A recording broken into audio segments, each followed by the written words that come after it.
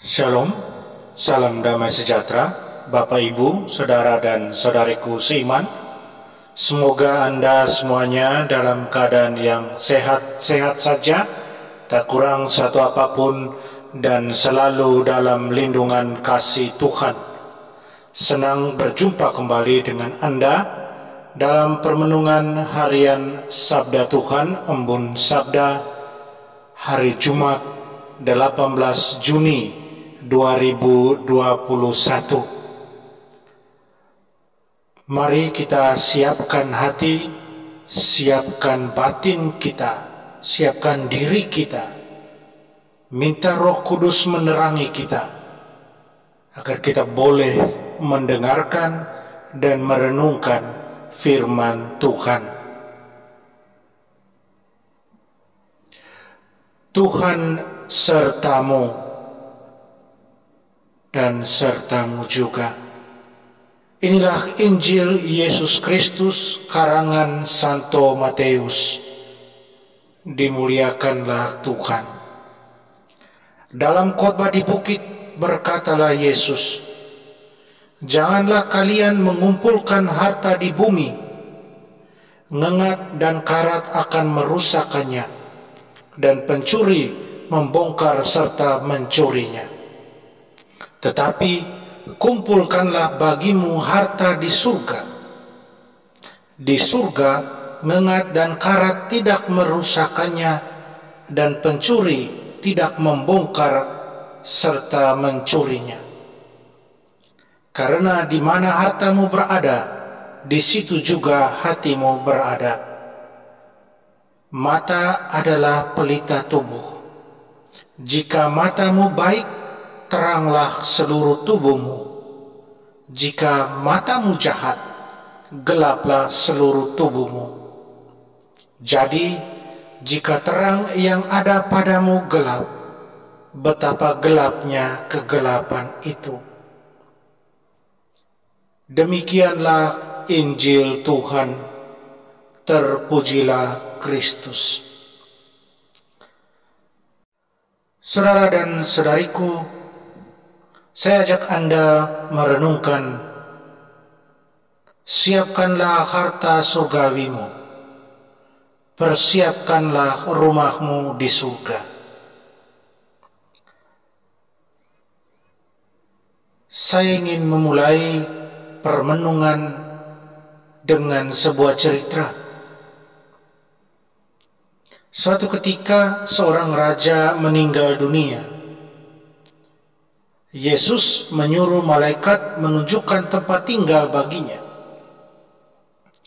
Mula-mula mereka melewati rumah-rumah megah dan mewah.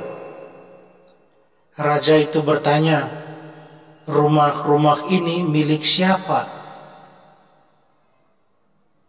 "Ini adalah rumah para pelayanmu," jawab malaikat itu.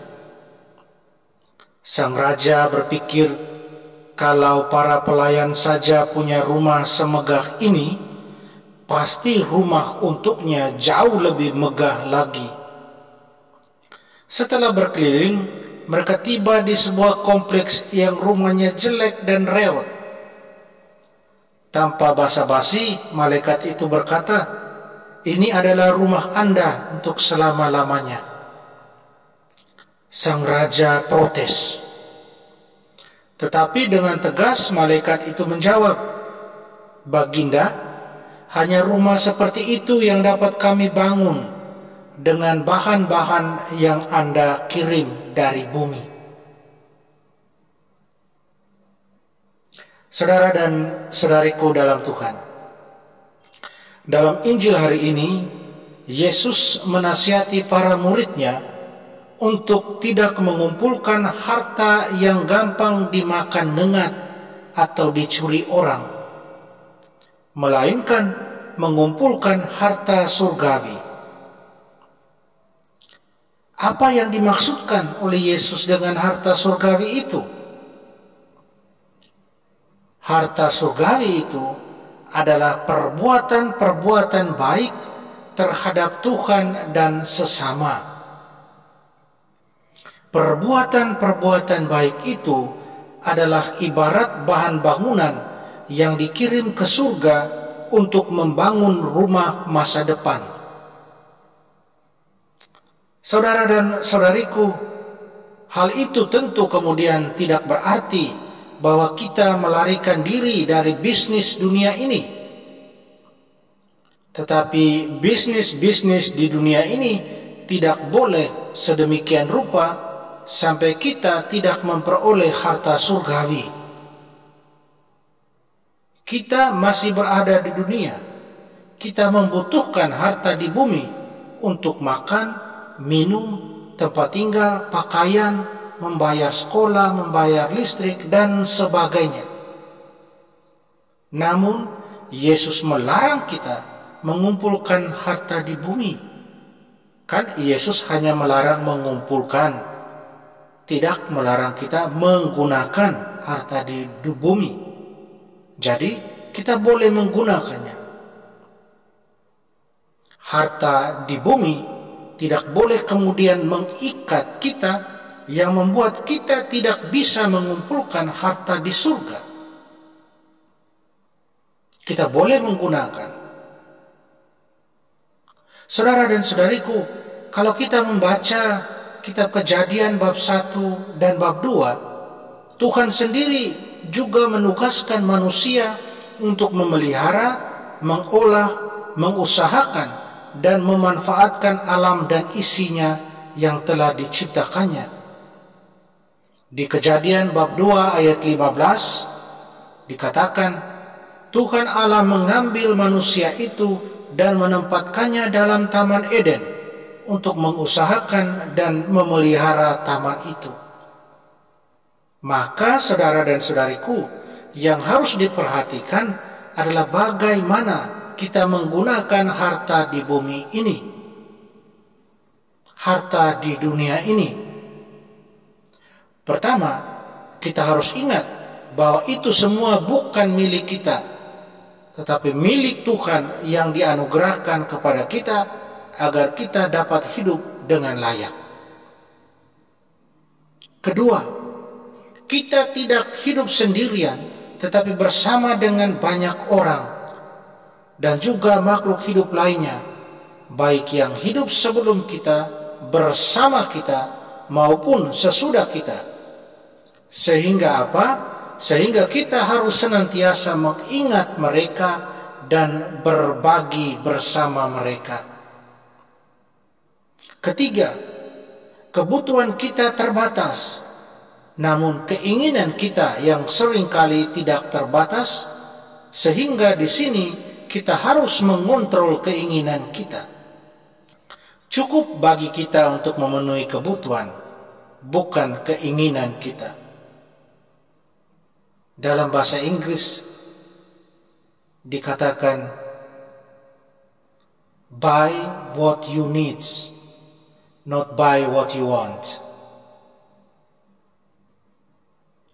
Saudara dan saudariku, Tuhan seringkali menganugerahi lebih dari sekedar yang kita butuhkan.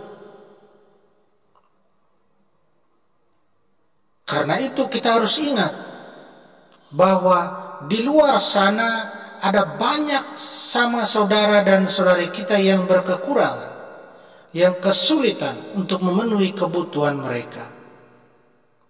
Jadi, anugerah lebih yang diberikan kepada kita, tidak sepantasnya kita kumpulkan semua untuk kepentingan kita sendiri. Itu namanya egois.